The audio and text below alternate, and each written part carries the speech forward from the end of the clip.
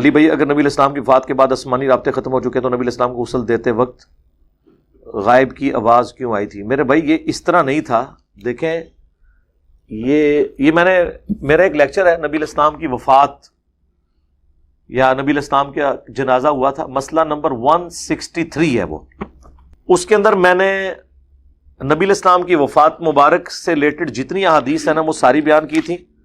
اس میں ایک یہ حدیث ہے واقعی، لیکن وہ آپ حدیث ذرا اگر اس کو پڑھیں نا، یہ حدیث سنن کبری البیہقی میں موجود ہے، ابو داؤد میں موجود ہے، ابن ماجہ میں موجود ہے، مشکات میں ہے 5948.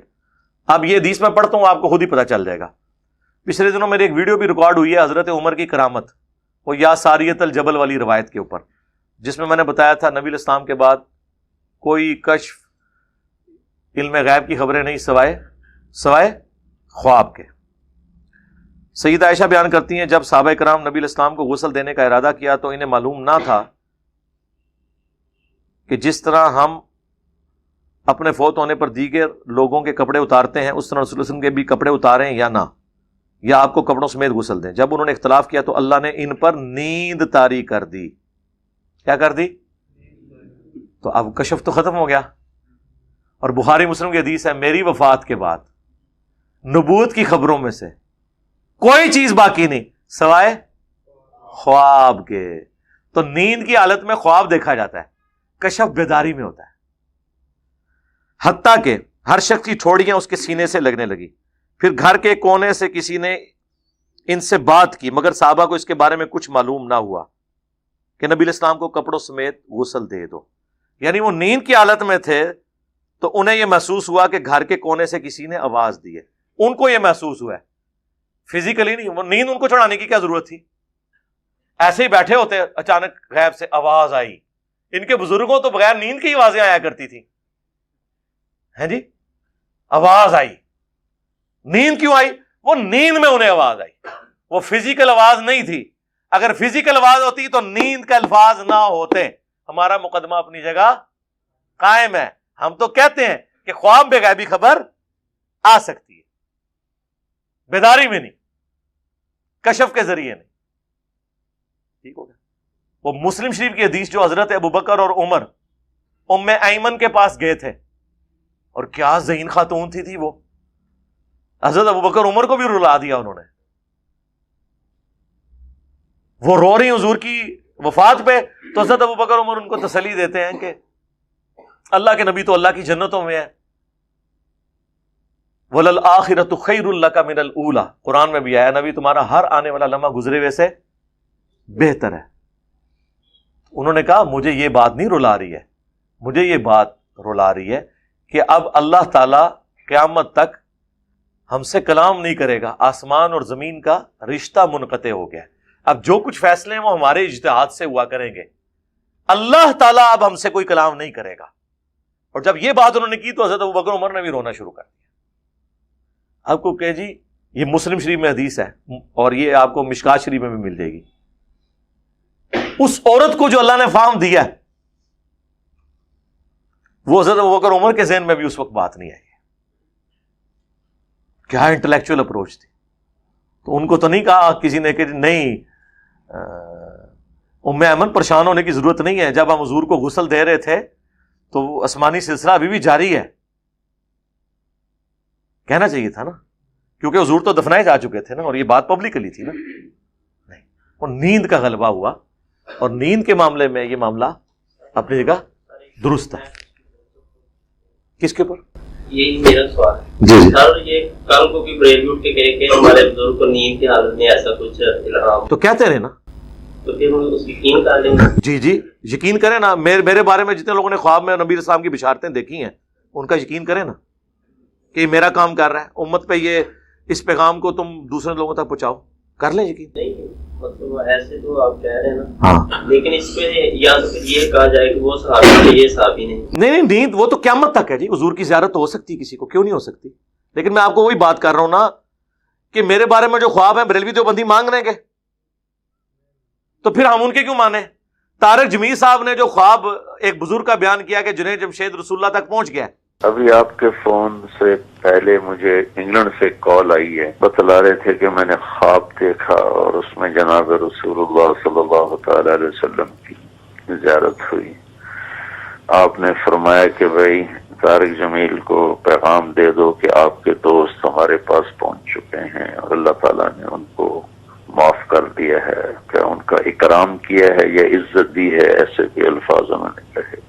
ابھی تھوڑی دیر پہلے ان کا یہ فون مجھے آیا تو بہت خوشی ہوئی مجھے ان کی بات سن کر۔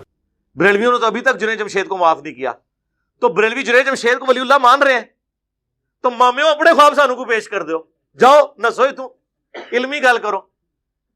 خواب کا جو طریقہ ہے نا، خواب پہ میری ویڈیو ریکارڈ ہے، بخاری مسلم دونوں میں حدیث ہے، نبی علیہ السلام نے فرمایا خواب یا تو اللہ کی طرف سے ہوتا ہے یا شیطان کی طرف سے۔ اور تیسرا یہ کہا کہ وہ جو تابی کا قول ہے کہ بعض اوقات نفس کی خواہشات بھی خواب بن جاتی ہے، اور سائنس بھی اس کی تصدیق کر رہی ہے، بخاری مسلم دونوں میں ہے۔ ابن سیرین تابی کہتے ہیں کہ بعض اوقات ظاہر جی اپنے بادی چیز کوئی کھائی ہوئی ہے تو پھر رات کو اڑیں گے ہی نا خواب میں، ٹھیک ہے نا؟ تو وہ اچھا آپ دیکھیں بعض اوقات آپ کی جو شدید خواہش ہوتی ہے نا، جو زندگی میں پوری نہ ہوئی ہو، وہ خواب میں پوری ہو جاتی ہے۔ جیسے عمران خان صاحب نے 2013 کے الیکشن میں دیکھا تھا کہ کلین سویپ کیا، ویسے ہار گئے، 18 میں نہیں دیکھا، 13 والے میں دیکھا تھا، اور انہوں نے خود بیان کیا۔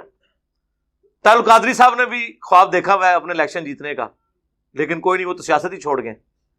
خواب کے بارے میں جب تک وہ پریکٹیکلی ایگزیکیوٹ نہ ہو جائے مستقبل کی خبر، اس وقت تک آپ اس کو نہیں مانیں گے۔ اب رہ گیا کوئی کہتا ہے خواب میں مجھے اشارہ ہوا ہے۔ خواب میں اگر آپ کو کوئی ایسا اشارہ ہوا ہے دین کے بارے میں، تو کیا رسول اللہ صلی اللہ علیہ وآلہ وسلم دین مکمل کر کے نہیں گئے اپنی زندگی میں، اور آپ کو آگے کوئی ایسی بات بتانی جو پہلے نہیں تھی؟ نہیں۔ اور اگر کوئی ایسی بات بتا رہے ہیں جو پہلے ہی قرآن و حدیث میں لکھی ہوئی ہے، تو خواب اپنے پاس رکھیں، آپ قرآن و حدیث میں پہلے ہی موجود ہے۔ خواب میں زیادہ سے زیادہ مستقبل کی خبر آتی ہے، اور وہ خبر جب تک پوری نہ ہو جائے اس کو آپ صحیح نہیں مان سکتے۔ تو مجھے بتائیں خواب سے دین پھر کیسے حاصل ہوگا؟ اب رہے گا کسی کی آخرت کا فیصلہ، وہ تو جب ہم قیامت میں جائیں گے تو پتہ چلیں گے نا جنید جمشید صاحب کہاں پہنچے ہیں اور ممتاز قادری صاحب کہاں پہنچے ہیں۔ دنیا میں تو نہیں وہ ایکٹیویٹی پرفارم ہونی، تو خوابوں سے پھر نکلا کیا at the end of the day?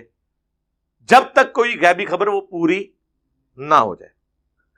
میں نے اپنی جو بڑی بیٹی پیدا ہونے سے پہلے 5-6 مہینے پہلے میں نے خواب میں ایک بچی دیکھی تھی، اور جب وہ پیدا ہوئی، جب پہلی دفعہ وہ ڈاکٹر میرے سامنے لے کے آئی نا، تو میری جب پہلی نظر پڑی تو 100% وہی شکل و صورت تھی جو میں نے کئی مہینے پہلے خواب میں دیکھی تھی، اور عین ممکن ہے کہ نہ بھی ہوتا ایسے، لیکن اس کے بعد میں کہہ سکتا ہوں کہ ہاں وہ جو ہوا تھا وہ سچا خواب تھا۔ لیکن اگر ایسا نہ ہوتا تو نہیں۔ میں نے کچھ عرصہ پہلے ہی بیان کیا ہے کہ جب میں پیدا ہونے لگا تو میری والدہ نے خواب دیکھا کہ بری مام والے بزرگ آئے ہیں، انہوں نے کہا یہ بچہ ہے تیرا گفٹ۔ اللہ نہ کرے آندھا کوئی بابا اپنے کسی مننے والے نو ایکو جہا کوئی بچہ گفٹ کرے۔